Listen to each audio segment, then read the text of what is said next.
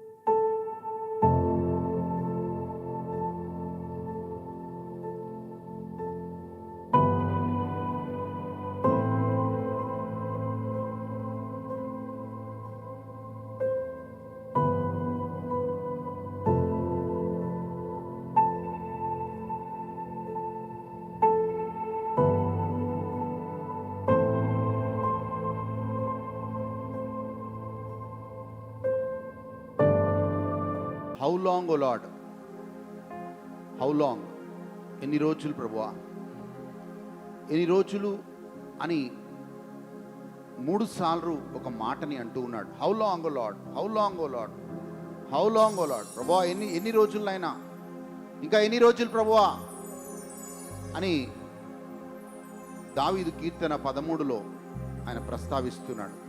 యేసు ప్రియమైన వాళ్ళారా, మేబీ అదే స్థితిలో మనం వచ్చామేమో. ప్రభువా ఇంకా ఎన్ని రోజులు, నా జీవితంలో ఈ కార్యం జరగటానికి ఎన్ని రోజులు, నేను ప్రార్థిస్తున్న ప్రార్థనకి జవాబు రావడానికి ఎన్ని రోజులు, how long it will take lord.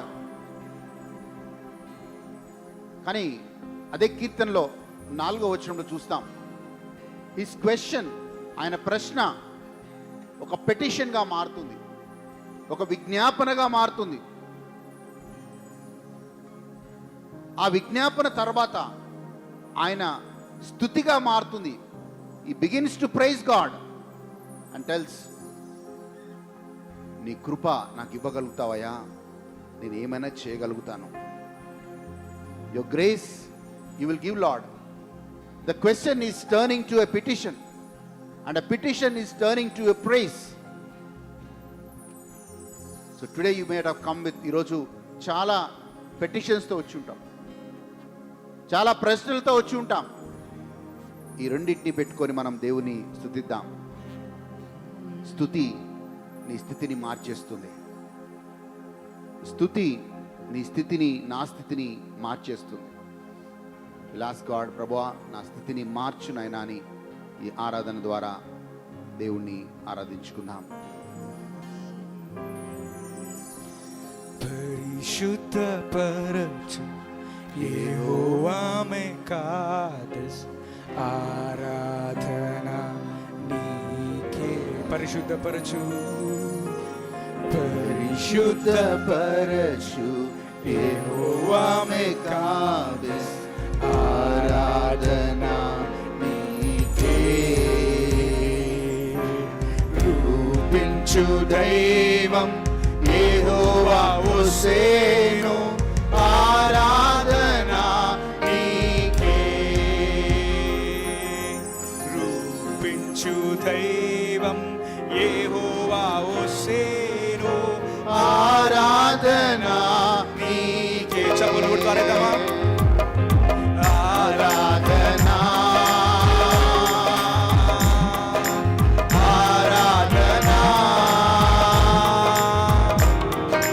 అబ్బా తండ్రి నీకేనయ్యా. ఆరాధన, ఆరాధన నీకే. తండ్రి నీకేనయ్యా.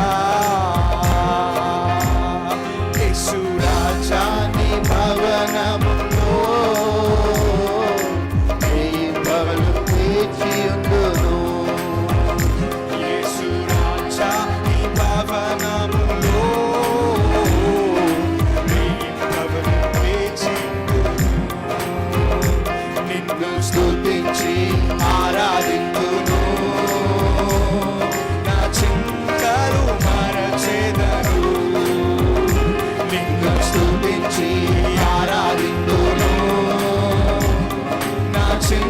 అసలు మరచెదను. నా బలమా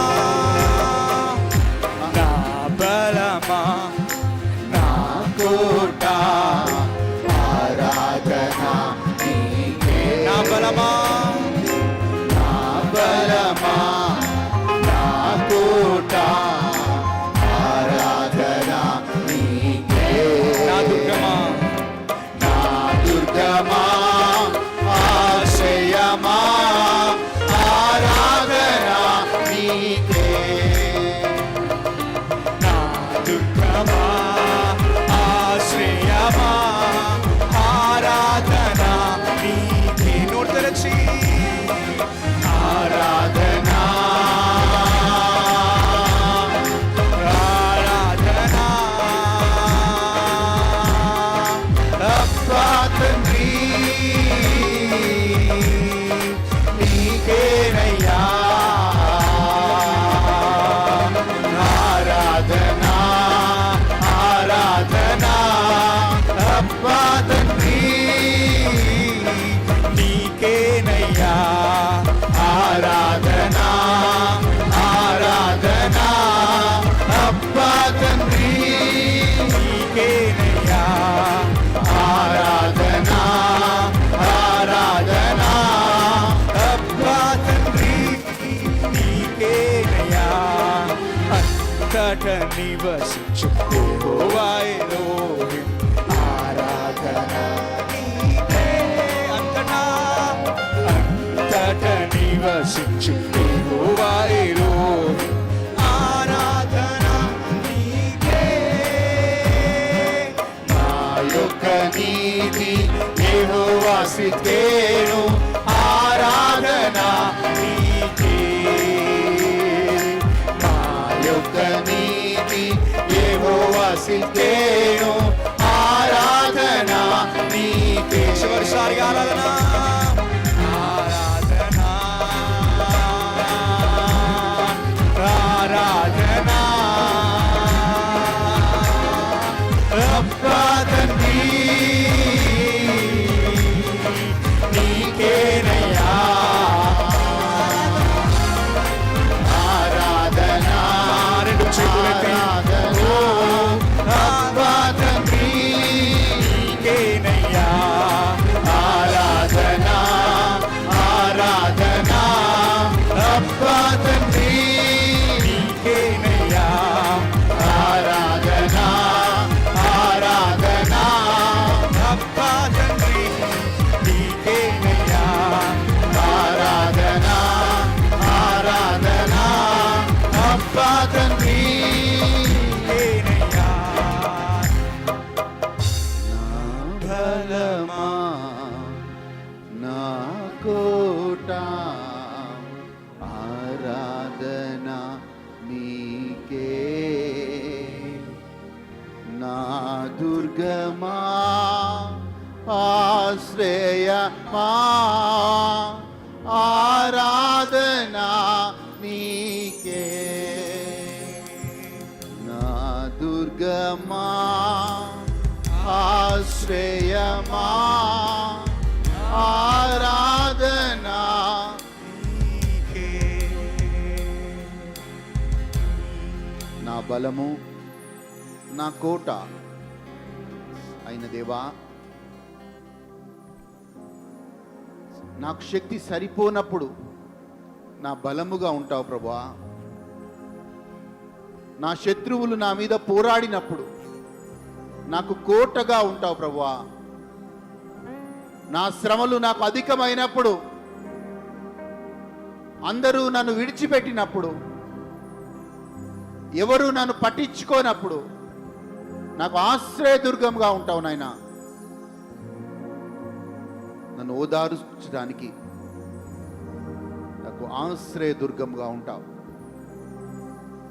యా, నువ్వు నా బలంగా ఉన్నంత కాలం, నా కోటగా ఉన్నంత కాలం, నా ఆశ్రయదుర్గముగా ఉన్నంత కాలం నేను భయపడను ప్రభువా.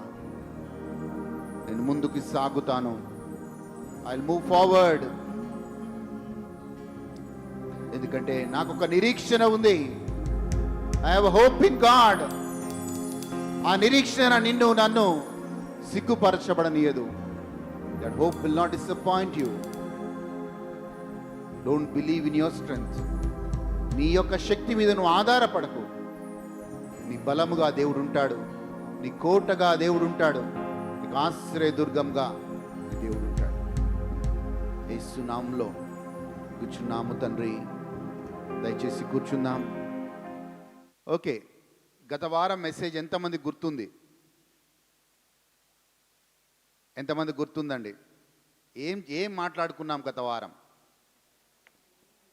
సాబాతు దినం గురించి. ఇంకొక మాటలో చెప్పాలంటే సజీవమైన దేవుని మందిరములో మనము పాటించవలసిన విషయాల గురించి మనం మాట్లాడుకున్నాం. దీని గురించి నేను చెప్తున్నాను. Many have doubts. సో మనము ఒక సిరీస్గా చర్చ్ గురించి మెడిటేట్ చేస్తున్నాం. సంఘము అంటే ఏంటి? సంఘం అంటే ఏంటి? What is church?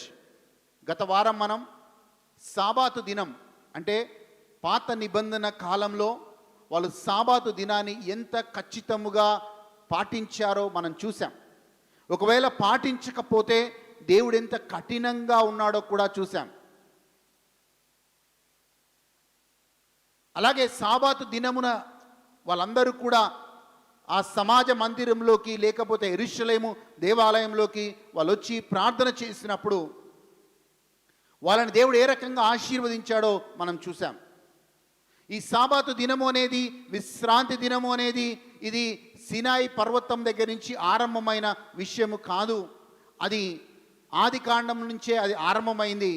ఆ ఆది కాండం 2వ అధ్యాయం 3వ వచనం ప్రకారంగా దేవుడు ఆ దినమును ఆశీర్వదించి, దేవుడు ఆ దినముని శుద్ధీకరించి, ఆ దినమున దేవుడు విశ్రాంతి తీసుకున్నాడు అని 3 మాటలను చూసాం. సో ఈ blessed it, he sanctified it and he has rested on the day అనే మాటని మనం గత వారం మనం చూసాం. అండ్ ఫైనల్గా అవన్నీ చూసిన తర్వాత మనం ఒక మాటని మనము చూసాం. ఏంటి అంటే మార్క్స్ సువార్త 2వ అధ్యాయం 10వ వచనం ప్రకారంగా Jesus is the lord of Sabbath. ఆయనే ఆ యొక్క సాబాతు దినానికి అధిపతిగా మనము చూస్తూ వచ్చాం. 2:28. చదువుకుందాం ఒక్కసారి. మార్క్స్ సువార్త 2వ అధ్యాయం 28వ వచనం. అందువలన మనిషి కుమారుడు విశ్రాంతి దినమునకు ప్రభు అయి ఉన్నాడని వారితో చెప్పెను. సో విశ్రాంతి దినమున ప్రభు, నేను చెప్తున్నాను, చాలామంది మనుషుల వైపు చూస్తారు, కానీ ఆ విశ్రాంతి దినమున దేవుడు యేసు ప్రభు ఆయన ప్రభు అయి ఉన్నాడు. హల్లెలూయా. సో అక్కడితో మనము వాక్యాన్ని గత వారం ముగించాం. బట్ రాసుకోండి, నేనేమంటా అంటే యూట్యూబ్ పెట్టుకొని రాసుకోండి, సో దట్ మీకు గుర్తుండిపోతుంది. మనం రాసుకున్నప్పుడు ఆ దినం యొక్క ప్రాముఖ్యత తెలిసినప్పుడు మనము దేవుడి సన్నిధిలోకి వస్తాం. మనము 2వ మెసేజ్లకు వెళ్తున్నాం. సంఘము గురించి కూడిన 2వ సందేశం, the importance of church. So నేను చెప్పాను గత వారం, సంఘము అనే పదం, చర్చ్ అనే పదం ఎక్లేషియా అనే పదం నుంచి వస్తుంది. గ్రీక్లో ఎక్లేషియా అన్నారు. ఎక్లేషియా అంటే మనము లోకములో నుంచి, దాని పాపములో నుంచి మనము దేవుడి కోసం వేరు చేయబడ్డ వాళ్ళము అని అర్థం. సో ఆ యొక్క వేరు చేయబడ్డ తర్వాత ఆ రోజు నుంచి, ఎప్పుడైతే వేరు చేయబడతామో ఆ రోజు నుంచి మనము లోకానికి చెందిన వారము కాదు, కానీ మనము దేవుడికి చెందిన వారిగా మనము జీవిస్తూ వస్తాం.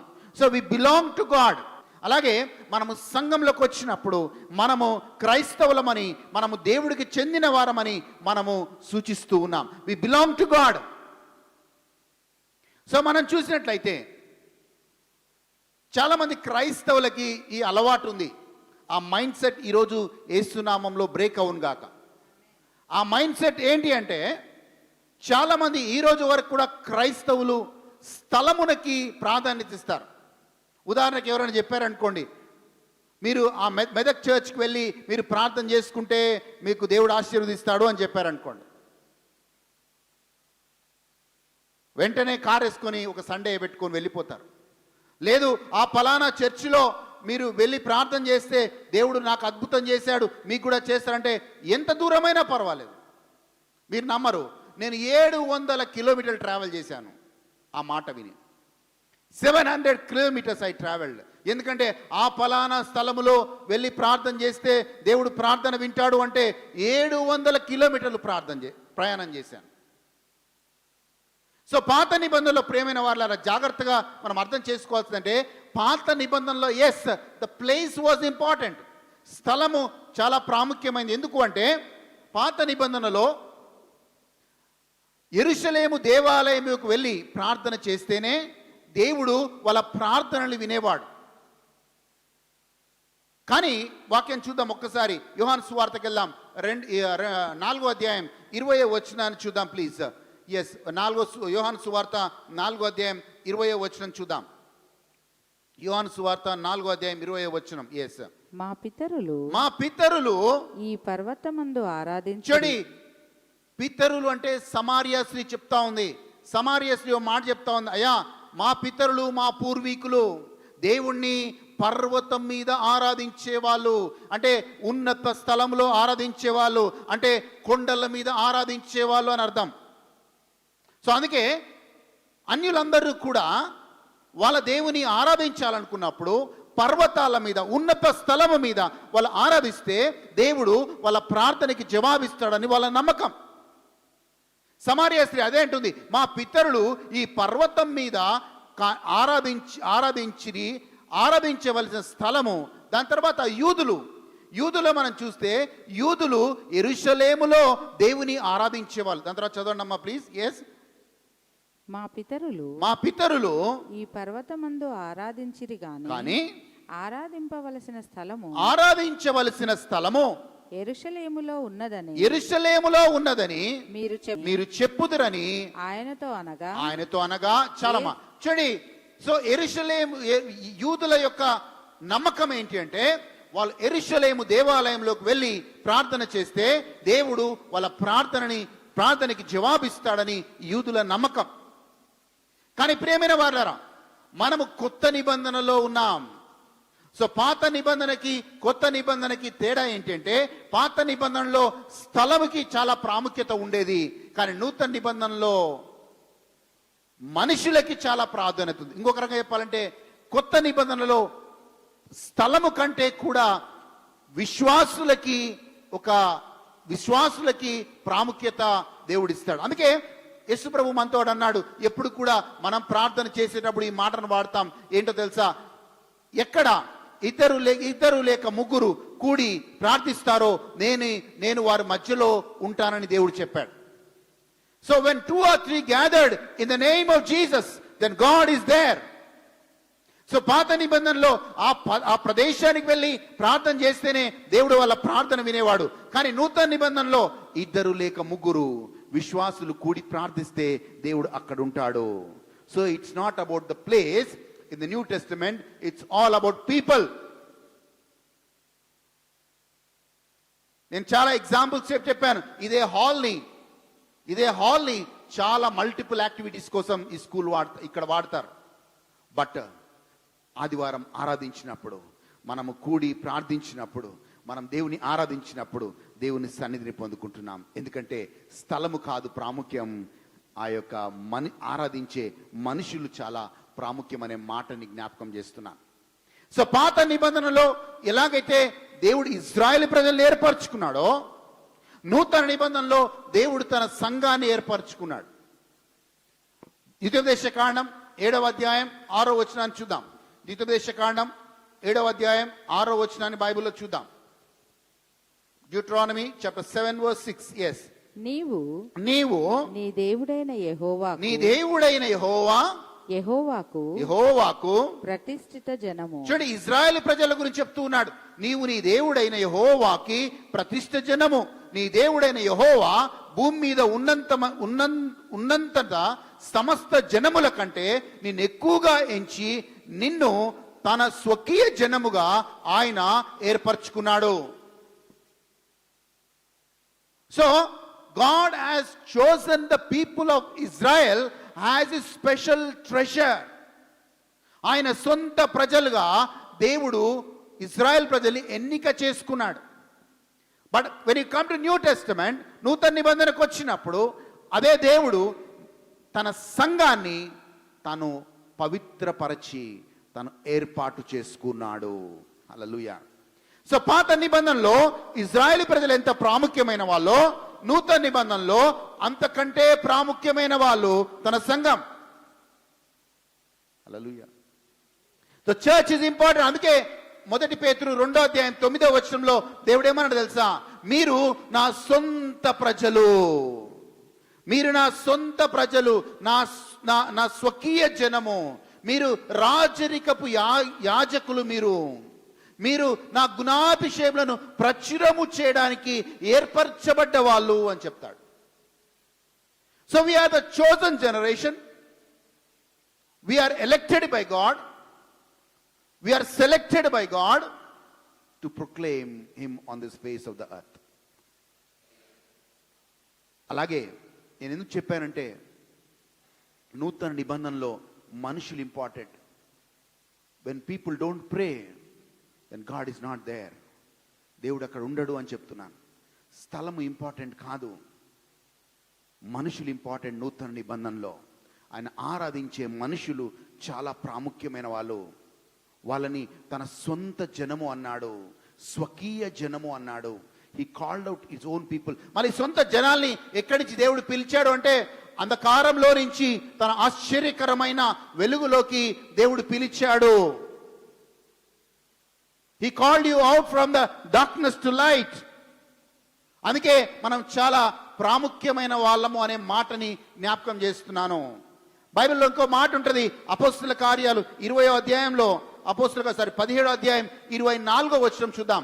అపోస్తుల కార్యాలు 17వ అధ్యాయం 24వ వచనం చూద్దాం ప్లీజ్. ఎస్. జగత్తును అందలి సమస్తమును నిర్మించిన దేవుడు తానే ఆకాశమునకును భూమికిని ప్రభువైయున్నందున హస్తకృతములైన ఆలయములలో 17:24 బాబు ఒక్క నిమిషం చదవండి అమ్మా. 17:24 ఎస్ చదవండి అమ్మా ప్లీజ్. జగత్తును అందలి సమస్తమును నిర్మించిన దేవుడు తానే ఆకాశమునకును భూమికిని ప్రభువై ఉన్నందున. చాలమ్మా చూడండి ఏం మాట్లాడుతూ ఏం చెప్తున్నాడు తెలుసా అక్కడ. ఇంగ్లీష్ లో చక్కన మాట కింద మాట చూడండి. God does not dwell in the temples made with hands. హస్తకృతమైన ఆలయములలో దేవుడు నివసింపడు. సో నువ్వు 10 కోట్లు పెట్టి ఓ చర్చి కడుతుండొచ్చు, 20 కోట్లు పెట్టి చర్చి కడుతుండొచ్చు, 100 కోట్లు పెట్టి చర్చి కడుతుండొచ్చు, కానీ హస్తకృతమైన ఆ మందిరాల్లో దేవుడు ఉండడు. కానీ ఏ మందిరంలో అయితే తన ప్రజలు ఉంటారో దేవుడు అక్కడ ఉంటాడు. Amen. It's not about people, it's not about place, it's about people. Hallelujah. యేసు ప్రభువుని కూడా మిస్అండర్స్టాండ్ చేసుకున్నారు ఒకానొక సందర్భంలో. యేసు ప్రభు ఏమనంటే, యెరూషలేము దేవాలయంని చూసి ఒక మాట అన్నాడు, యెరూషలేం దేవాలయాన్ని పడగొట్టండి, నేను 3 రోజుల్లో యెరూషలేం దేవాలయం తిరిగి కడతాను అన్నాడు. యూదులు ఏమనుకున్నారంటే, ఈ యెరూషలేం దేవాలయం తిరిగి కట్టడానికి 46 సంవత్సరాలు పట్టింది, ఈయన 3 రోజులు ఎలా కడతాడు అని వాళ్ళకి డౌట్ వచ్చింది. వాక్యాన్ని చూద్దాం.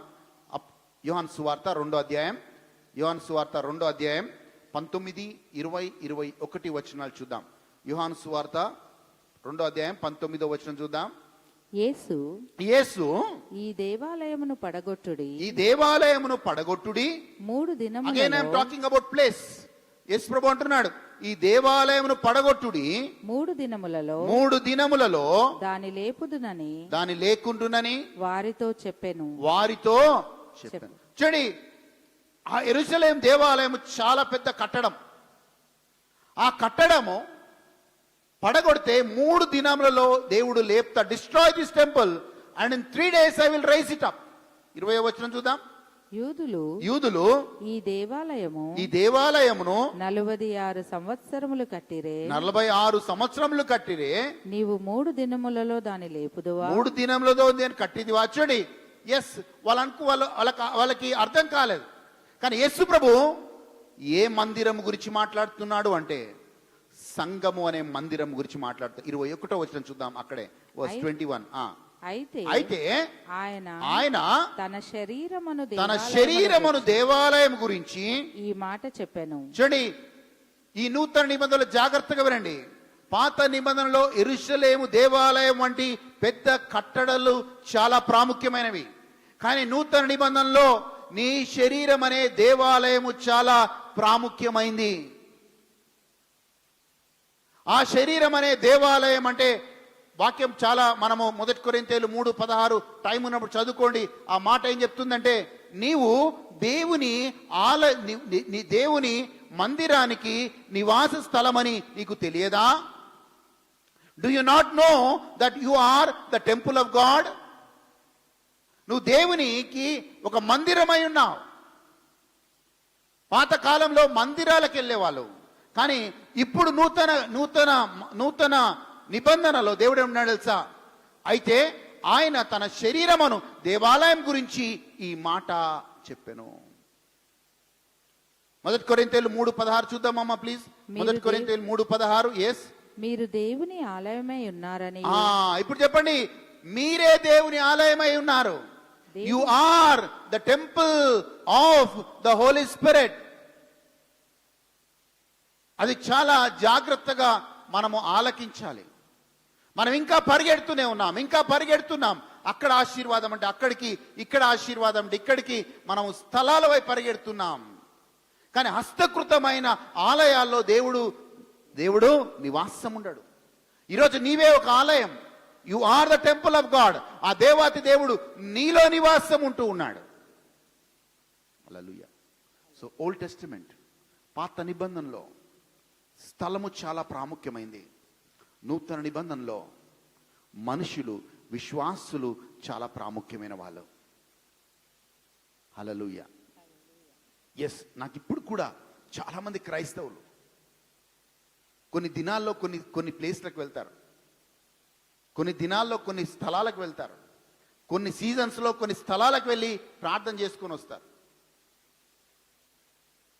బట్ మనకు దేవుడు చెప్పినట్లుగా మన నూతన నిబంధనలో తనని ఆరాధించే ప్రజల వైపు చెప్తున్నాడు. అందుకే అంటాడు, నిజమైన ఆరాధికులు దేవుని ఆత్మయందు సత్యమందు ఆరాధిస్తారు. యోహాను సువార్త 4:21 వచనం నుంచి చూద్దాం ప్లీజ్. యోహాను సువార్త 4:21 వచనం చూద్దాం. అమ్మా, ఒక కాలము వచ్చుచున్నది, ఆ కాలమందు ఈ పర్వతము మీదనైనను యెరూషలేములోనైనను మీరు తండ్రిని ఆరాధింపరు. జాగ్రత్తగా వినండి. పాత నిబంధన కాలంలో చాలా ఉన్నత స్థలం మీద అన్యులు ఆరాధించేవాళ్ళు, యూదులు యెరూషలేములో ఆరాధించేవాళ్ళు. కానీ అమ్మా, ఒక కాలం వచ్చుచున్నది. ఆ కాలం ఏంటి? ఈ పర్వతము మీదనైనను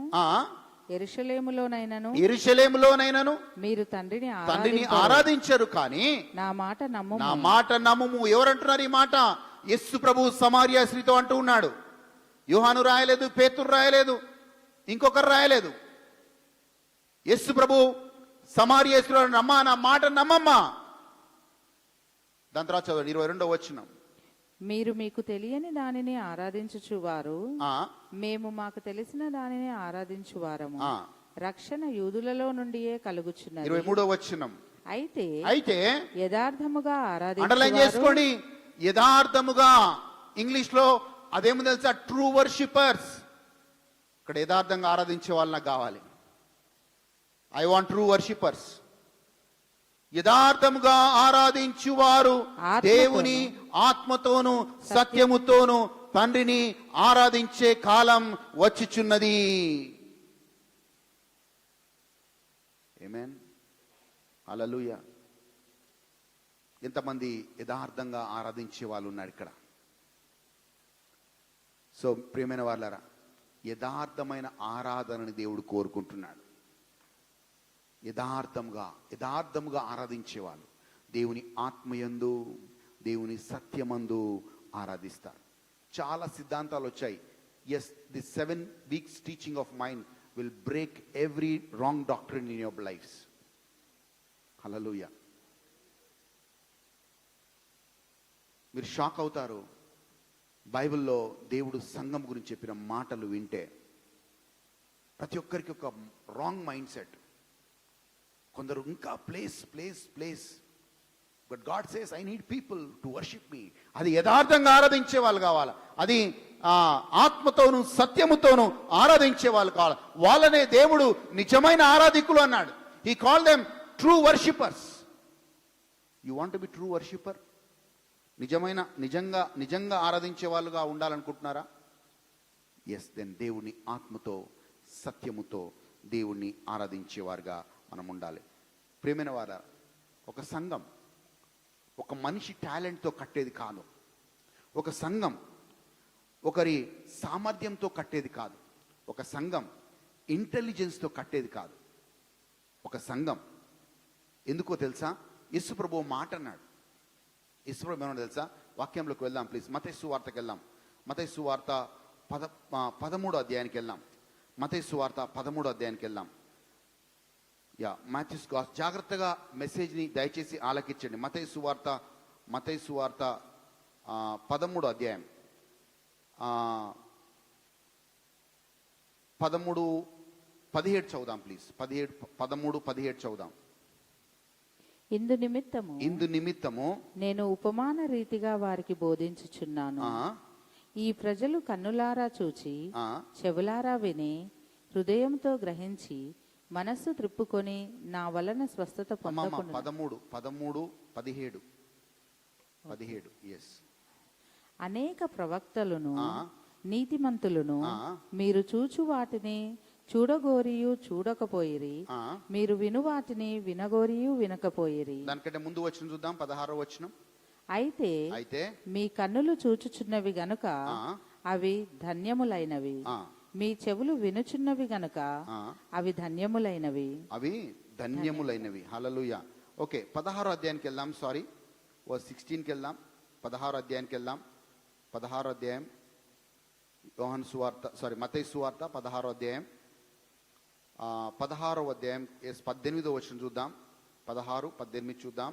మరియు నీవు పేతురువు ఈ బండ మీద నా సంఘమును కట్టుదును. అక్కడ ఆపండమ్మా. ఏమన్నా తెలుసా?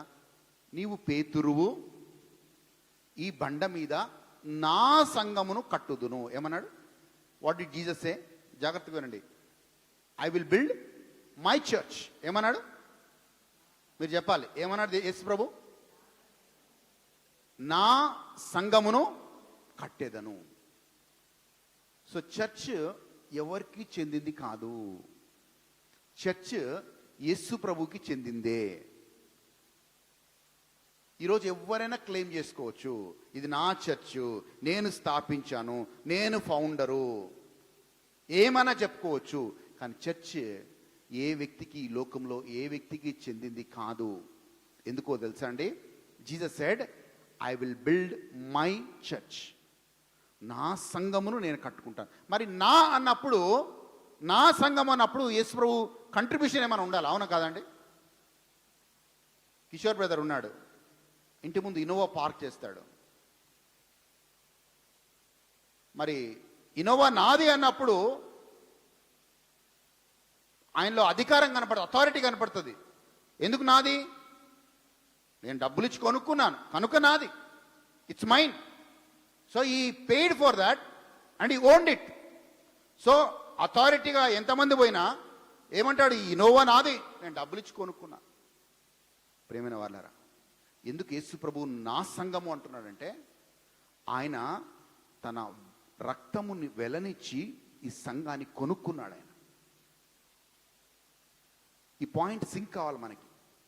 He purchased the church by his own blood.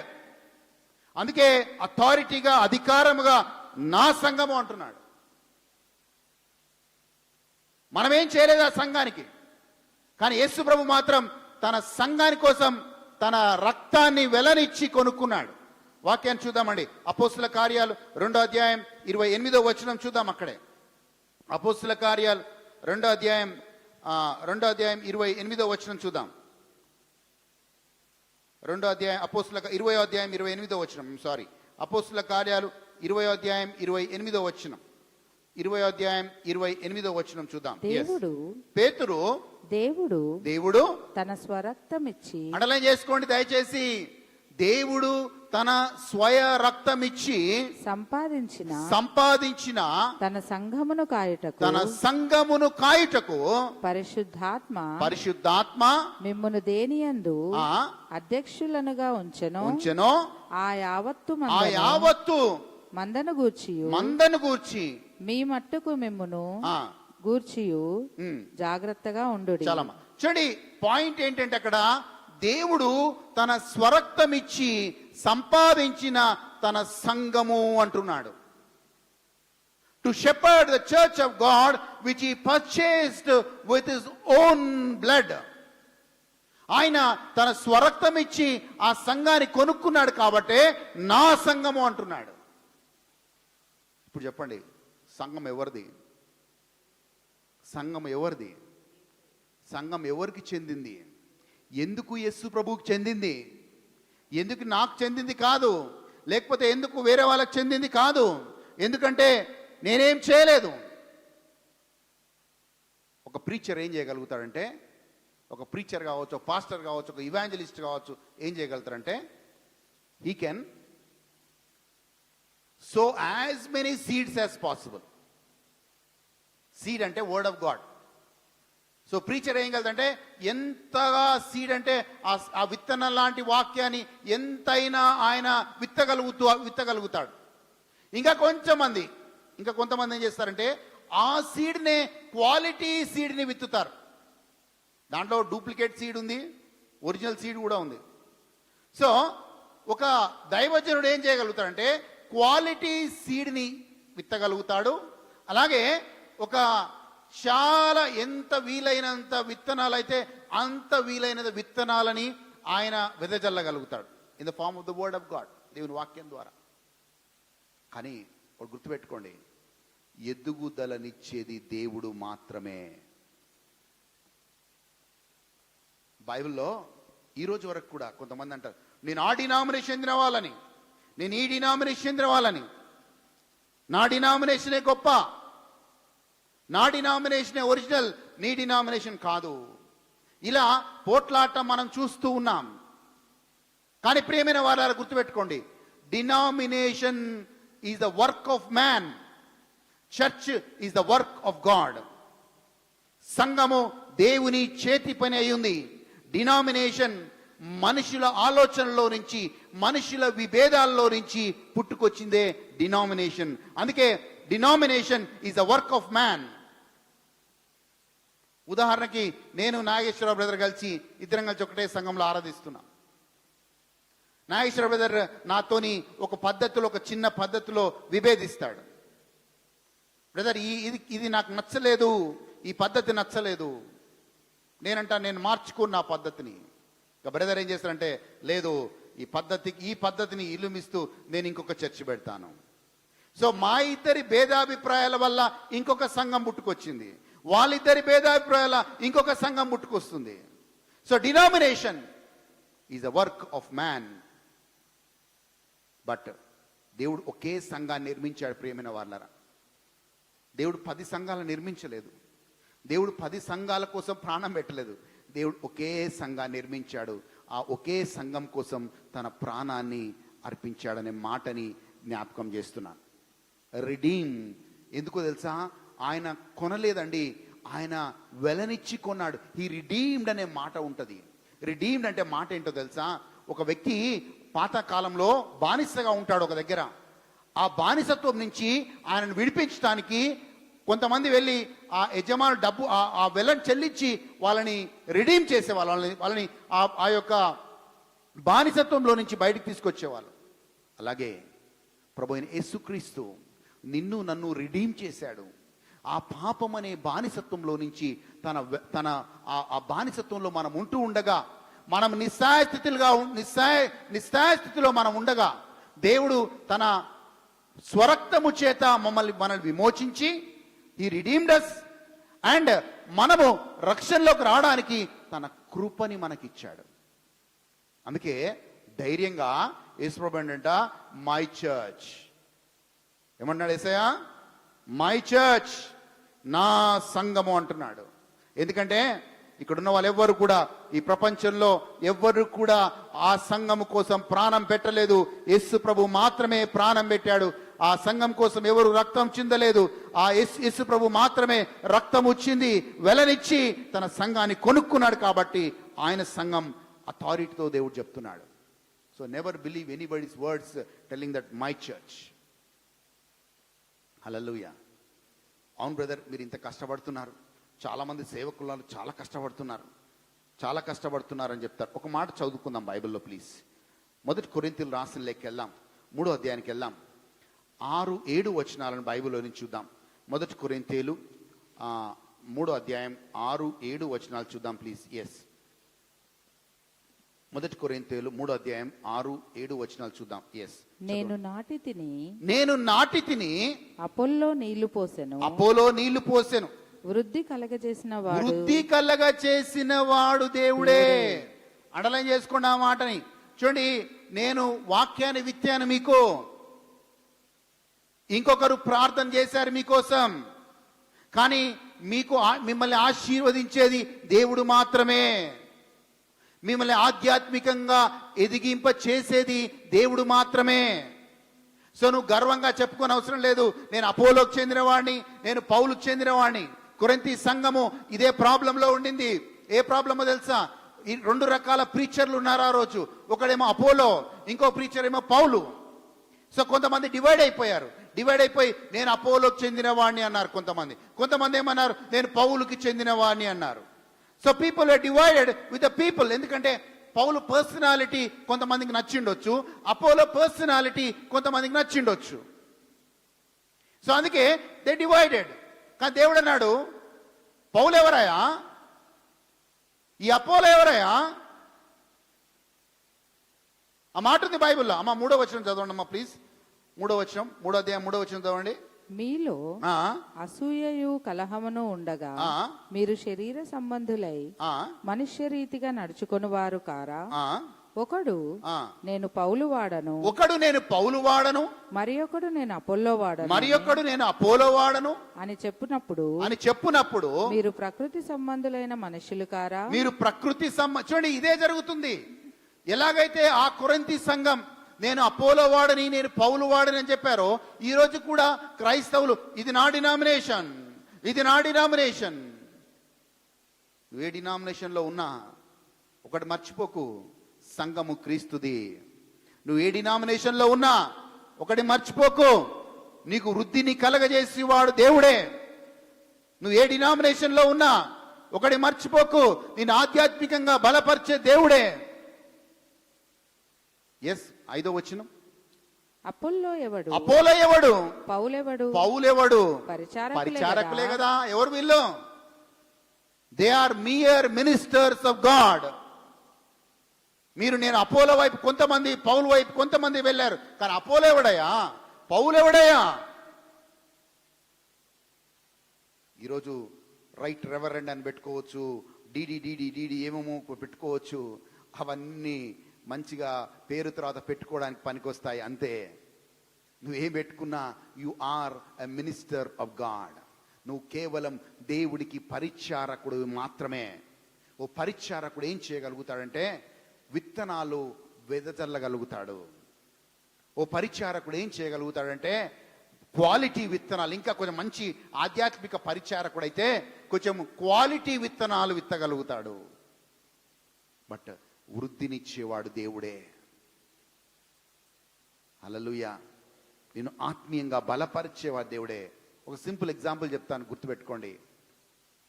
నేను మిమ్మల్ని కూర్చోబెట్టి గంటలు వాక్యం చెప్పగలుగుతాను, కానీ మీ హృదయాన్ని మార్చలేను. I cannot change your heart. Can I change your heart? నీ హృదయాన్ని ఎవరైనా హృదయాన్ని మార్చగలుగుతానా? నేను ఎవరి హృదయానన్నా దేవుడు వైపు తిప్పగలుగుతానా? మీ హృదయాన్ని మార్చగలుగుతానా? లేదు. ఆ హృదయాన్ని దేవుడు మాత్రమే మార్చగలుగుతాడు. Hallelujah. Your heart can be changed only by God and God alone. నేను మార్చలేను, ఎవరి హృదయాన్ని ఏ మినిస్టరు మార్చలేడు, ఏ సేవకుడు మార్చలేడు. దేవుడు మాత్రమే ఆ హృదయాన్ని మార్చగల దేవుడు. ఆమేన్. ఎస్, చదవండి అమ్మా, 7వ వచనం చదువుదాం. 3 కొరింథీయులు 7వ వచనం ప్లీజ్. కాబట్టి వృద్ధి కలగజేయు వృద్ధి కలగచేయు దేవునిలోనే కానీ నాటువానిలోనైనను నీళ్లు పోయి వానిలోనైనను ఏమీ లేదు. అండర్లైన్ చేసుకోండి అన్నమాట. నాటువాడి అయినను నీళ్లు పోయి వాడని ఏమీ లేదు. అలా అని రేపటి నుంచి ప్రైజ్ ది లార్డ్ విజ్ చేయకుండా ఉండకండి నాకు. హల్లెలూయా. సో ఒక మినిస్టర్ ఆఫ్ గాడ్గా ఎస్, వాక్యం విత్తే అంటే ప్రైజ్ ది లార్డ్ చెప్పొచ్చు. ఆమేన్. అంటే అంత కఠినంగా పౌలు అంటున్నాడు, నాటి వాళ్ళ ఏముందయా, విత్తే వాళ్ళ ఏముంది, నీళ్ళు పోసే వాళ్ళ ఏముంది. దేవుడు కదా వృద్ధి కలగజేసేది, దేవుడు కదా ఆశీర్వదించేది.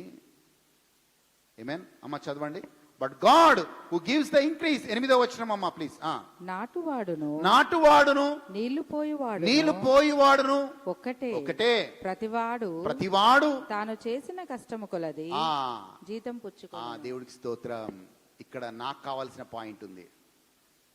నేను నాటువాడిని, నీళ్లు పోసేవాడిని, కానీ నా కష్టం కొద్దీ జీతం నాకు వస్తుందంట. Hallelujah. So I'm paid. Hello, నా సర్వీసెస్ ఫ్రీ కాదు, నా services are paid by God. అదే అన్నాడు దేవుడు అక్కడ. ఆయన కష్టము కొల, అది కూడా దేవుడు చాలా చాలా చాలా పౌలు చాలా క్లియర్గా అంటాడు, ఎవరికి పడితే ఇష్టం వచ్చినంత అందరికి ఒకటే సమానంగా ఇయ్యనంటున్నాడు. నీ కష్టము కొలది నీకు జీతం వచ్చును అంటున్నాడు. హల్లెలూయా. ఎస్, 9వ వచనం అమ్మా ప్లీజ్. మేము దేవుని జతపనివారమై ఉన్నాము. మీరు దేవుని వ్యవసాయమును, మేము దేవుని వ్యవసాయమును, దేవుని గృహమునై ఉన్నారు. చాలండి. సో చాలా క్లారిటీగా మనకు అర్థమైంది. ఏంటో తెలుసా అండి, మనకి విత్తనాలు విత్తేది ఎస్ పరిచారకులు కావచ్చు, కానీ వృద్ధిని కలగ చేసేవాడు దేవుడే. మన ఆత్మీయంగా ఎదుగుదల చేసేవాళ్ళు దేవుడే. కానీ ఇంకొక ప్రశ్న కూడా ఈరోజు సమాధానం చెప్తాను నేను. అవును బ్రదర్, ఒకే చర్చ్లో చాలా మంది ఉంటారు, కానీ కొందరు మంచిగా ఆత్మీయంగా ఎదుగుతారు, కొందరు అలాగే ఉండిపోతారు. ఎందుకు? I will also answer this point. ఎందుకు అలాగే ఉంటారు? ఎక్కడున్నా, ఎన్ని సంవత్సరాలు గడుస్తున్నా, ఎక్కడున్నా కానీ వాళ్ళు అక్కడే ఉంటారు. ఆమేన్. ఎందుకో తెలుసా అండి, సంఘము ఒకటి ఫస్ట్ థింగ్ మనము ధ్యానించింది ఏంటో తెలుసా, సంఘము తన పరిశుద్ధ రక్తము చేత వెలనిచ్చి కొన్నాడు కాబట్టి అది దేవునిది. Okay, it belongs to God. 2, total church, పూర్తి సంఘము దేవుని అధికారము కింద నడుస్తుంది. Amen. Church operates by the authority of Christ. పూర్తిగా అంతే కదండి. ఇప్పుడు సింపుల్గా చెప్పాలంటే, నన్ను వెలనిచ్చి దేవుడు కొన్నాడు. ఇప్పుడు నా మీద అధికారం ఎవరికి ఉంటుంది చెప్పండి? ఎవరికి ఉంటుంది? దేవుడికే ఉంటుంది. As simple as that. So మొదటగా దేవుడు నిన్ను వెలనిచ్చి కొన్నాడు, నువ్వు ఆయన వాళ్ళు అయ్యారు. నెక్స్ట్ నీ మీద అధికారం కూడా దేవుడిదే. మనకు అర్థం కాదు కానీ ఇంట్లో కొటేషన్లు మాత్రం పెట్టుకుంటాం. ఏంటి కొటేషన్ అంటే, Christ is the head of this house. ఏమంటారు? Christ is the head of this house. నిజంగానే హెడ్డా? క్రైస్ట్ హెడ్డేనా? When you're telling Christ is the head of this house, that means you are submitting to the authority of the head of the house, that is Christ. Hallelujah. ఎంతమంది ఇంట్లో quotation ఉందో నాకు తెలియదు. Christ ఈ ఇంటికి యజమాని క్రీస్తే. హల్లెలూయా. అది కొటేషన్. ఎవరైనా మీరు వాళ్ళ ఇళ్ళకి వెళ్ళి చూస్తే అబ్బా ఏం కొటేషన్ పెట్టుకున్నారు అంటాం. కానీ సంఘములో ఎదగాలి అంటే, నువ్వు ఎదగాలి అంటే, నేను చెప్పాను క్లియర్గా, ప్రీచర్ కేవలం విత్తనాలు విత్తుతాడు, కానీ మీరు ఆత్మీయంగా ఎదగాలి అంటే you have to submit to the authority of Jesus. దేవుని యొక్క అధికారానికి మీరు లోబడేవారిగా మీరు ఉండాలి. ఎందుకంటే యేసుప్రభు మాట అంటాడండి, ఈ లోకంలో సర్వ అధికారం నాకు ఇవ్వబడింది అంటాడు. మత్తయి సువార్త 28వ అధ్యాయం 18వ వచనం చూద్దాం. మత్తయి సువార్త 28వ అధ్యాయం 18వ వచనం చూద్దాం ప్లీజ్. ఎస్, మత్తయి సువార్త 28వ అధ్యాయం 18వ వచనం. అయితే యేసు వారి యొద్దకు వచ్చి పరలోకమందును భూమి మీదను నాకు సర్వాధికారం ఇవ్వబడింది. ఏమన్నాడు తెలుసా అండి? యేసు ప్రభు అంటున్న మాట అది, all authority in heaven on earth is given to me. ఎందుకో తెలుసా? ఆయన వెలనిచ్చి తన సంఘాన్ని కొనుక్కున్నాడు. హల్లెలూయా. కొలొస్సీయులు రాసిన లేఖ 1వ అధ్యాయం 18వ వచనం కూడా చూద్దాం. కొలొస్సీయులు రాసిన లేఖ 1వ అధ్యాయం 18వ వచనం చూద్దాం. సంఘము అను శరీరమునకు, అండర్లైన్ చేసుకోండి, సంఘము అను శరీరమునకు ఆయనే శిరస్సు. ఇప్పుడు వచ్చింది చూడండి. Christ is the head of the church, Christ the head of the body, the church. ఇప్పుడు చెప్పండి, ఎవరు సంఘానికి హెడ్? ఏ మినిస్టర్ కాదు, ఎవరు కాదు. Christ is the head of the church. శిరస్సు అంటే, శిరస్సు దేనికి సాదృశ్యం అంటే శిరస్సు అధికారానికి సాదృశ్యం. భార్యలారా, మీ భర్తలు మీకు శిరస్సుగా ఉంటారు అంటారు. అంటే దాని అర్థం ఏంటి? అంటే మీ మీద అధికారం. ఈ ఒక్క పాయింట్ ఆడవాళ్ళకి నచ్చదు, అన్ని బాగానే ఉంటాయి కానీ. హల్లెలూయా. సో హెడ్ అంటే ఇట్ డినోట్స్ అథారిటీ. సో క్రీస్తు సంఘానికి శిరస్సుగా ఉన్నాడు. దాని తర్వాత ఆయన అన్నిటిలోనూ ప్రాముఖ్యము కలుగు నిమిత్తము ఆయన ఆది అయ్యుండి మృతులలో నుండి లేచిన ఆది సంభూతుడు ఆయను. సో మనము ఆత్మీయంగా ఎదగాలంటే గుర్తుపెట్టుకోండి, విత్తనాలు చల్లబడుతున్నాయి, విత్తనాలు క్వాలిటీ విత్తనాలు మీ హృదయంలో నాటబడుతున్నాయి. విత్తనాల్లో మీకు అంటే దేవుని వాక్యం మీ హృదయంలో ప్రతిసారి వింటూనే ఉన్నారు. ఇది సరిపోదని యూట్యూబ్లో వింటున్నారు, ఇది సరిపోదని టీవీలో వింటున్నారు, చాలా వాక్యం వింటున్నారు. కానీ మీరు ఆత్మీయ ఎదుగుదల లేదు. ఎక్కడున్నారు? అక్కడే ఉన్నారు. ఎందుకు అంటే మీరు దేవుని అధికారానికి, క్రీస్తు అధికారానికి మీరు లోబడటం లేదు. You don't submit to the authority. Hallelujah. You don't submit to the authority. 2 రకాల చర్చిలు ఉంటాయి, గుర్తుపెట్టుకోండి. మన లోకంలో ప్రధానంగా 2 రకాల చర్చెస్ని చూస్తాం. ఒక చర్చ్ ఏంటంటే consumer driven church. Yes brother, consumer driven church. Consumer driven church అంటే ఏంటి? వీళ్ళు దేవుడి గురించి పట్టించుకోరు కానీ ప్రజల గురించి ఎక్కువగా పట్టించుకుంటారు. కన్జ్యూమర్ డ్రివెన్ అంటే ప్రజల అభిప్రాయాలే వాళ్ళకి ప్రాముఖ్యం. ప్రజలు ఏం కోరుకుంటారో అదే వాళ్ళు చెప్తారు. ప్రజలకి ఏం కావాలో అదే వాళ్ళు చేస్తారు. బర్గర్ కింగ్ అని మీకు తెలుసా? బర్గర్ కింగ్ది ఒక కొటేషన్ ఉంది, వాళ్ళ స్లోగన్ ఉంది. స్లోగన్ తెలుసా? Have it in your own way. Burger కింగ్ది ఒక క్యాప్షన్ ఉంది. ఆ క్యాప్షన్ ఏంటంటే have it in your own way. అంటే ఆ బర్గర్ కింగ్ వాడు ఏం చెప్తాడంటే నీ ఇష్టానుసారంగా నువ్వు తిను. అలాగే దేవుని చిత్తము కాకుండా, దేవుని అనుగుణంగా కాకుండా ప్రజలని మెప్పించే స్వార్థనే వాళ్ళు బోధిస్తూ ఉంటారు. ప్రజలకు ఎక్కడ కూడా ఇబ్బంది కలగరించరు, ప్రజలకు ఎక్కడ కూడా నొప్పించరు. Consumer driven church. ఇక కన్స్యూమర్ డ్రివెన్ చర్చ్లో ఏం బోధిస్తారు ఎక్కువగా అంటే హెల్త్ అండ్ వెల్త్ గాస్పుల్ బోధిస్తారు. హెల్త్ అండ్ వెల్త్ గాస్పుల్ అంటే ఏంటి? ప్రజలకు ఏం కావాలి చెప్పండి? క్రైస్తవులకు ఏం కావాలా? స్వస్థతలు కావాలా? రెండోది ఏం కావాలా? డబ్బులు కావాలా? సో హెల్త్ అండ్ వెల్త్ గాస్పుల్లో హీలింగ్స్ మీద ఫోకస్ చేస్తారు. వెల్త్ గాస్పుల్లో మీరు దేవుడికి ఇవ్వండి, దేవుడు అధికంగా మీకు ఇస్తాడు, మీరు ధనికులు అవుతారు, ఆశీర్వదించబడతారు అని అలాంటి వచనాలనే తీసుకొని బోధిస్తారు. అంటే it's a consumer driven church. అంటే ఒక రకంగా చెప్పాలంటే మనుషులకి ఏమి ఇష్టమో అదే వాళ్ళు బోధిస్తారు.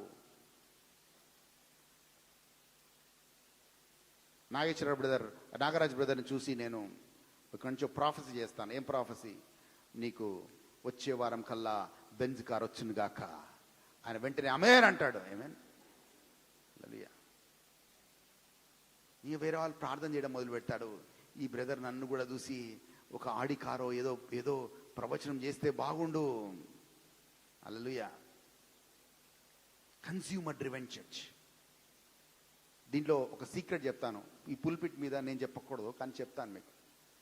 I always question this. ఆ క్వశ్చన్లో నుంచే నేను బయటకు వచ్చిన వాడిని.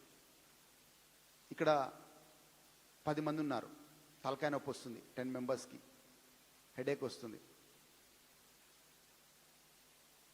నేను ప్రాఫెసీ ఇస్తాను. ఇక్కడున్న కొంతమంది హెడేక్తో బాధపడుతున్నారు, ఆ హెడేక్ దేవుడు ఇప్పుడు స్వస్థపరుస్తున్నాడు అని ఒక మెసేజ్ ఇస్తాను. ఈ 10 మంది నిజంగానే హెడేక్తో సఫర్ అవుతున్నారు, ముందుకు వస్తారు. కిషోర్ బ్రదర్ వస్తాడు, నాకు దేవుడు సివియర్ హెడేక్తో వచ్చాను, నేను స్వస్థపరిచాను అని అంటాడు.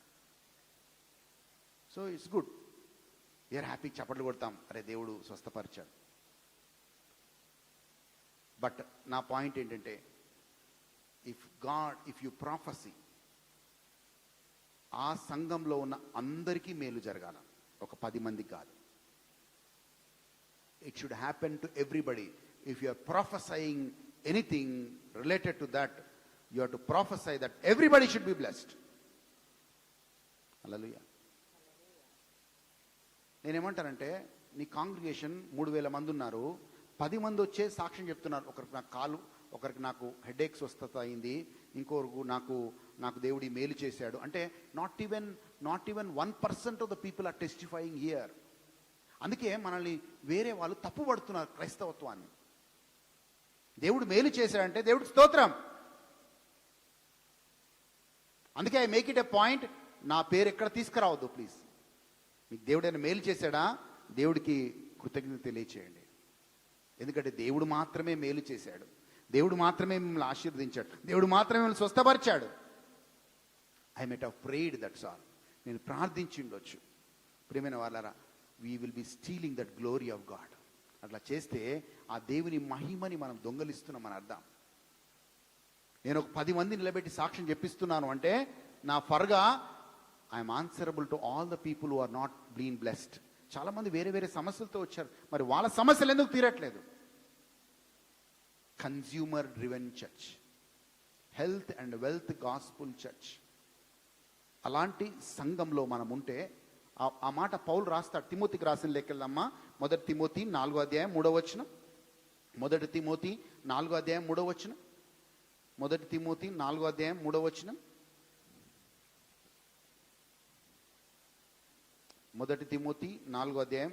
ఆ భ్రష్టులగుదురని, సారీ, ఆ అబద్ధికులు వాత వేయబడిన మనస్సాక్షి. 2 తిమోతి చూద్దాం please, if you don't mind. 2 Timothy 4వ అధ్యాయం 3వ వచనం. ఎందుకనగా జనులు హితబోధను సహింపక దురద చెవులు గలవారై తమ స్వకీయ దురాశలకు అనుకూలమైన బోధలను తమ కొరకు పోగు చేసుకొని. గుర్తుపెట్టారా? సో మనకు అనుకూలమైన బోధలకు కొంతమందిని పెట్టుకున్నారంట, ఇక అక్కడికే పోతారు. ఈ అనుకూలమైన బోధకులు ఏంటి? నువ్వు బ్లెస్ అవుతావు, ఇగో నీకు బెంజ్ కార్ వస్తుంది నెక్స్ట్ వీక్, అమ్మా నీకు బెంజ్ కార్ వస్తుంది, ఇగో నీకు ఇల్లు వస్తుంది. ఈ అనుకూలమైన బోధ వినాలి వినాలి వినాలి. నేను ఆయన చెప్తుంటే ఆశ్చర్యపోయాను. I'm not criticising, but when I'm telling about the church ఇలా ఉండకూడదు అని చెప్తున్నా. నాకు తెలిసిన ఒక బంధువులు, వాళ్ళు ఒక దగ్గరికి వెళ్ళేవాళ్ళు. ఆయన చెప్పాడు ఆ రోజు సర్మన్లో, మీకు అప్పు సమస్యలు ఉన్నాయా, మీ బ్యాగులు మీ బయట బ్యాగ్స్ మీ గుమ్మంలో బయట పెట్టి పడుకోండి, దేవుడిని పంపించి ఆ బ్యాగులు నింపుతాడు అని చెప్పాడు. వీళ్ళు సిన్సియర్గా బ్యాగులు బయట పెట్టి పండుకున్నారు. Hallelujah. They went for so many years. 10 సంవత్సరాలు అదే ఫెలోషిప్కి వెళ్ళారు, ఆశీర్వాదం లేదు. నేను చెప్తూ వచ్చాను, లేదు ఆయన స్టేజ్ మీద పిలిచి మా మీద ప్రాఫెసీ చేశాడు, మేము ఇలా ఉండబోతున్నామంట. ఆ ప్రాఫెసీ చేసి కూడా 15 సంవత్సరాలు అయింది, అలాగే ఉన్నారు. ఎందుకంటే ప్రవచనం నేను తప్పు పట్టట్లేదు, ప్రవచనం రైట్ ఇది. నేను కూడా చూస్తాను దర్శనాలు, నేను కూడా దేవుని స్వరాన్ని వింటాను.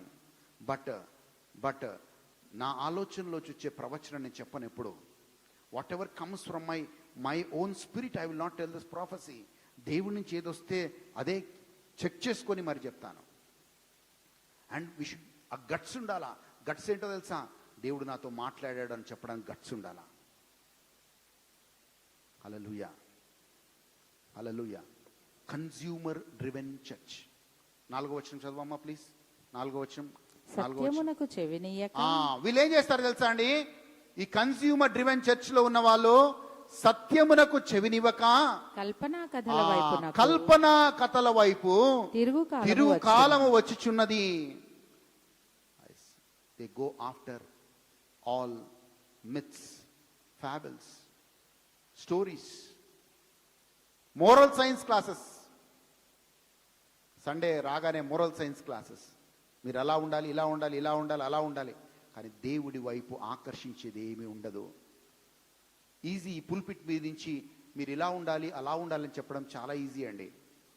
కానీ ఈ పుల్పిట్ నుంచి మనము ఆ ప్రజల్ని దేవుడికి దగ్గరగా తీసుకురావటం, ఆ ప్రజలు దేవుని మహిమపరిచేలాగా చేయటం చాలా కష్టం. హల్లెలూయా. ఒకవేళ అలా ఆరాధిస్తే ఏం జరుగుతుంది? కన్స్యూమర్ డ్రివెన్ చర్చ్ అంటే ఇలాంటి దానిలలో వెళ్ళి మనం ఆరాధిస్తే ఏం జరుగుతుంది? బైబిల్ ఏం చెప్తుంది తెలుసా? మీరు వ్యర్థముగా దేవుణ్ణి ఆరాధించే వారిగా ఉంటారు. You will worship God in vein. Marks సువార్త 7వ అధ్యాయం 6వ వచనం చూద్దామా. మార్క్స్ సువార్త 7వ అధ్యాయం 6వ వచనం చూద్దాం ప్లీజ్. మార్క్స్ సువార్త 7వ అధ్యాయం 6వ వచనం చూద్దాం. అందుకు ఆయన వారితో ఇలాగు చెప్పాను, ఈ ప్రజలు పెదవులతో నన్ను ఘనపరచుదురు గాని వారి హృదయములో నాకు దూరముగా ఉన్నవి. ఎస్ 7వ వచనమ్మా. వారు మానవులు కల్పించిన పద్ధతులు. అండర్లైన్ చేసుకోండి. వాళ్ళు మానవులు కల్పించిన పద్ధతులను దైవోపదేశములని బోధించుచు నన్ను వ్యర్థముగా ఆరాధించువారని రాయబడినట్లు వేషధారులైన మిమ్మల్ని గురించి యెషయా ప్రవచించింది సరైనదే. సో దేవుని ఆరాధించడానికి వచ్చాం, అందరం దేవుని ఆరాధించడానికి వచ్చాం. కానీ let's not worship God in vain. వ్యర్థముగా దేవుని ఆరాధించే స్థలానికి వెళ్ళొద్దు. నేను ఒక ప్రశ్న అడిగాను. గత వారం ఒక దగ్గర వాక్యం బోధిస్తున్నాను. వాక్యం బోధిస్తూ ఒక ప్రశ్న అడిగాను. అమ్మా, ప్రార్థన చేయడం ఇంపార్టెంటా, ప్రార్థనకి జవాబు తీసుకొని రావడం ఇంపార్టెంటా అని అడిగాను. కొందరు అన్నారు ప్రార్థన చేయడమే ఇంపార్టెంట్ అన్నారు. అది కన్స్యూమర్ డ్రివెన్ చర్చ్. మళ్ళీ ప్రశ్న అడుగుతున్నాను మిమ్మల్ని కూడా. ప్రార్థన చేయడం ఇంపార్టెంటా, ప్రార్థనకి జవాబు పొందుకోవడం ఇంపార్టెంటా? ప్రార్థనకి జవాబు పొందుకోవడం ఇంపార్టెంట్. హల్లెలూయా. వ్యర్థముగా ఆరాధించే వాళ్ళు ప్రార్థిస్తూనే ఉంటారు, కానీ ప్రార్థనకి జవాబు పొందుకోరు. You pray but you will not have an answer. ఎందుకో తెలుసా? దేవుని వ్యర్థముగా నువ్వు దేవుని ఆరాధిస్తున్నావు కాబట్టి. అది నేనన్నమాటగా దేవుడే చెప్పాడు. అమ్మా చదవండి ప్లీజ్ రీడ్. మళ్ళీ చదవండి. 7వ వచనం. వారు మానవులు కల్పించిన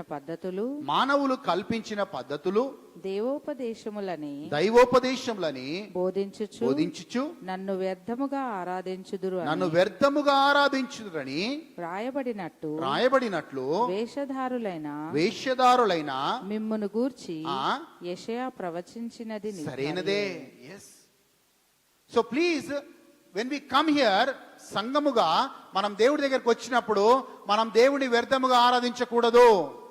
వ్యర్థముగా ఆరాధించడం అంటే నీ ప్రార్థన వేస్ట్ అయిపోతుందని అర్థం, నీ టైం వేస్ట్ అయిపోతుందని అర్థం. అండ్ నీ ప్రార్థన వల్ల ఏ ఫలితం ఉండదని అర్థం. నువ్వు ప్రార్థన చేస్తే నీకు జవాబు రాదని అర్థం. వ్యర్థంగా ఆరాధించడం అంటే అన్ని మీనింగ్స్ ఉన్నాయి. So please don't worship God in vain. If you are in a consumer driven church, burger king చెప్పినట్టు have it your own way అంటే నీకు ఇష్టానుసారంగా నేను వెళ్తే ఏముండదు. But we should be in a Bible driven church. Or rather we should be in a Christ driven church. ఎక్కడ ఉండాలి మనం అంట? బైబిల్ డ్రివెన్ చర్చ్ అంటే వాక్యాన్ని ఆధారంగా చేసుకొని బోధించే సంఘంలో మనం ఉండాలి. క్రీస్తుని మహిమపరిచే సంఘంలో మనం ఉండాలి. ఈ రెండు చాలా ప్రాముఖ్యమైనవి. ఏంటది? వాక్యానుసారంగా బోధించే సంఘంలో మనం ఉండాలి. రెండు, క్రీస్తుని మహిమపరిచే సంఘంలో మనము ఉండాలి. అప్పుడే మనము యథార్థమైన ఆరాధికులు అని పిలుస్తారు మనల్ని. Then they will call us true worshippers. And నిజమైన ఆరాధికులు అని పిలుస్తారు. నిజమైన ఆరాధికులు ఆత్మయందు సత్యమందు దేవుని ఆరాధించే వారిగా ఉంటారు. హల్లెలూయా.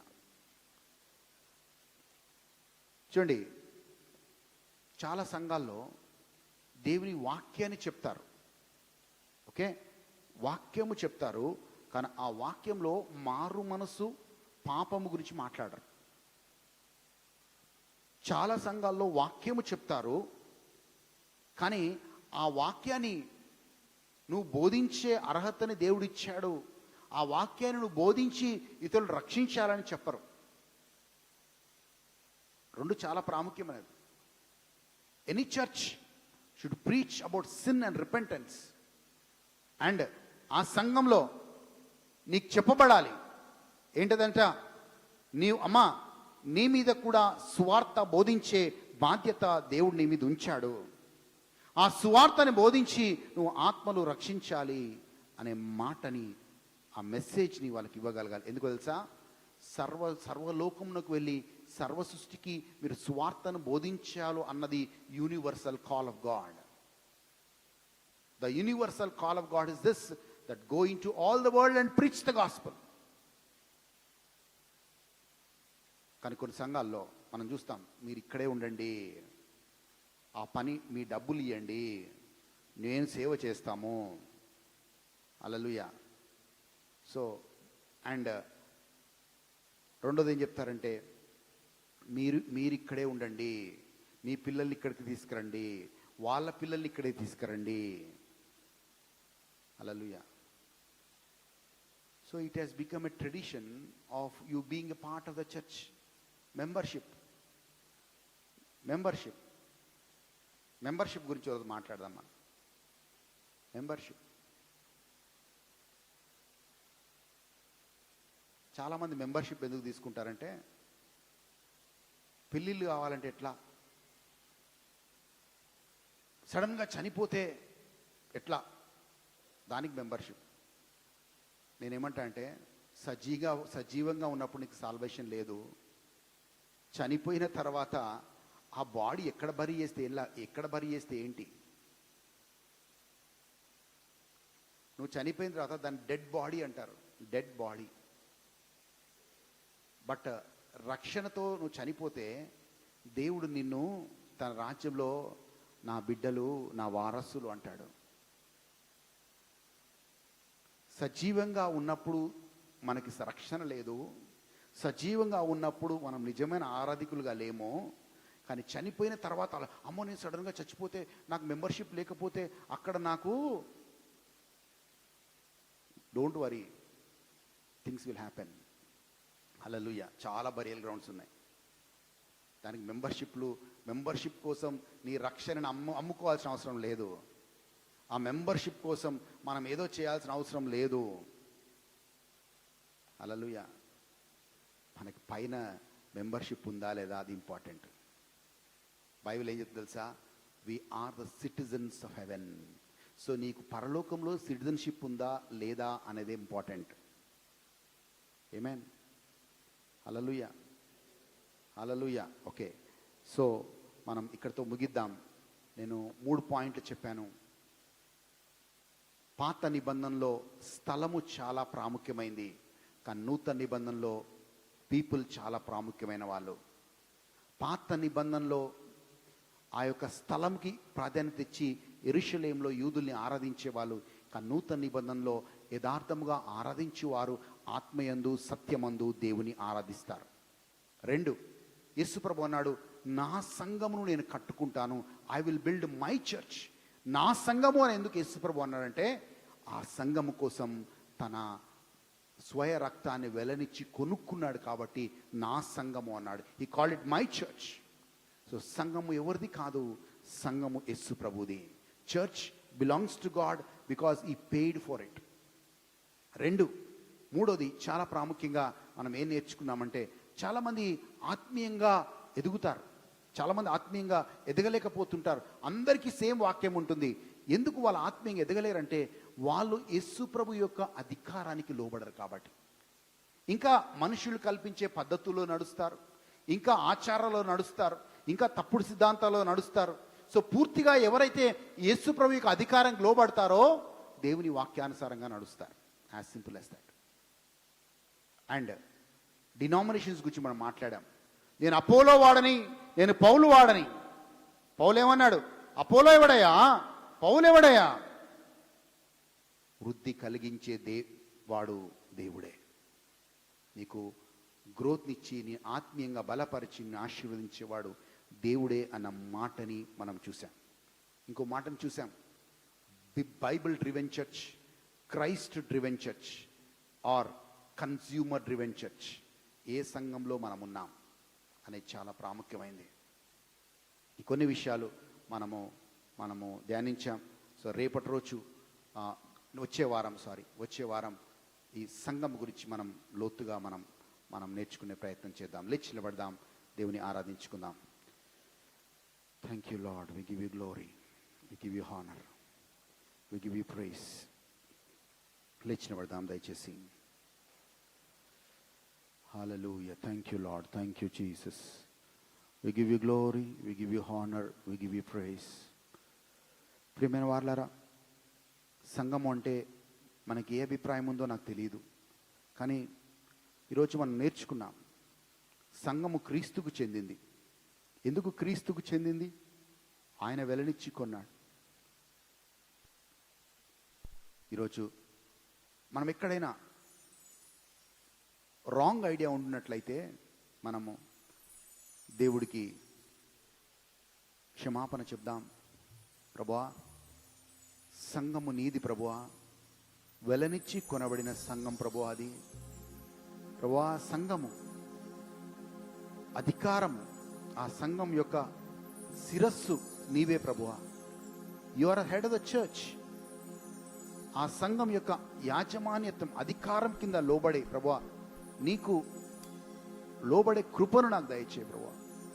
Help me to lord bow to your authority.